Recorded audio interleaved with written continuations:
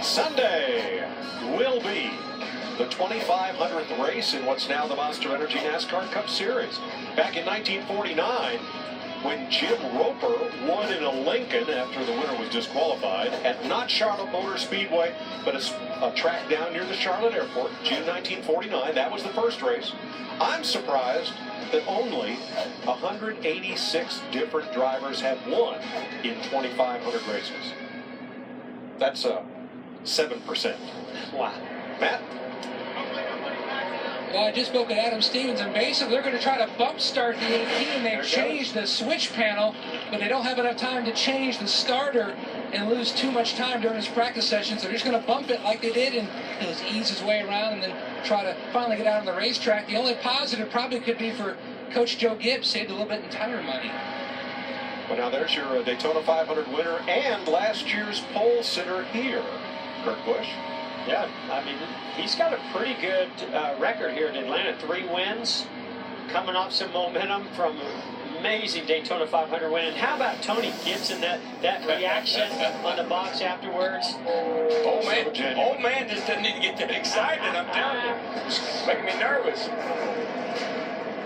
Well, I mean, all the storylines here. First time for Kurt Busch winning the Daytona 500. Tony Gibson, Gene Haas and Tony Stewart getting their first Daytona 500 win. That was amazing. I haven't seen it, but I'm told in USA Today there is a photo of Kurt Busch going by on the high side and Ryan Blaney on the low side of the big wreck.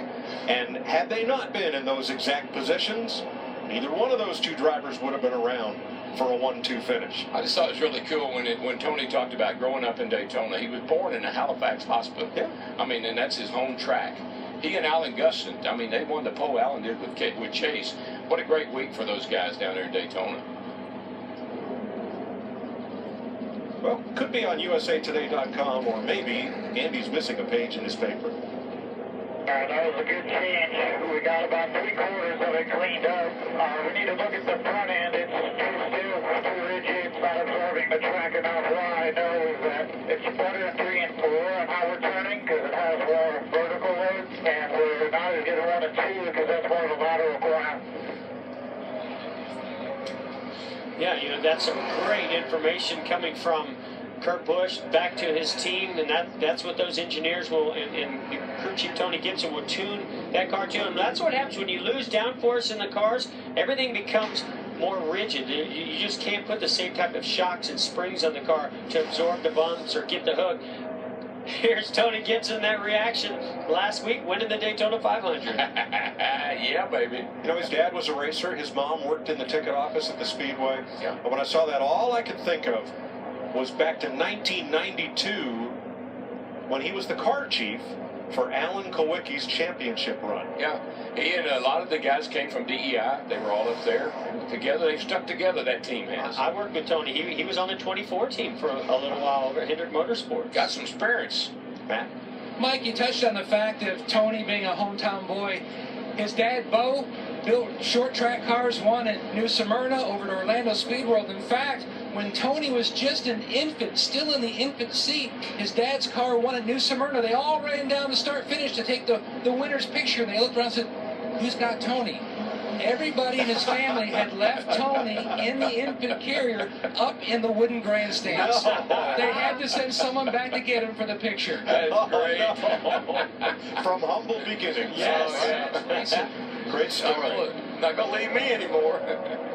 That's funny. Casey Kane on track. Larry, currently he is 21st. And look at these stats for Casey Kane. So back in, step out. He's been doing some dirt tracking over the offseason. I think he went over to Australia, and he's doing a little now. But I got to say, 3 wins here, you know, and a couple poles. Great stats for Casey Kane.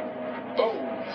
Yeah, Mike, Daryl, and Jeff, I was watching Casey Kane, and he was sitting in his car before this run here studying lap times from other drivers, and he was asking his spotter, Kevin Hamlin, where is Kyle Larson in the 42 car running, and where is Austin Dillon in the 3? We know that will be a big deal here, is moving the car around in the corners from the top to the bottom of the racetrack.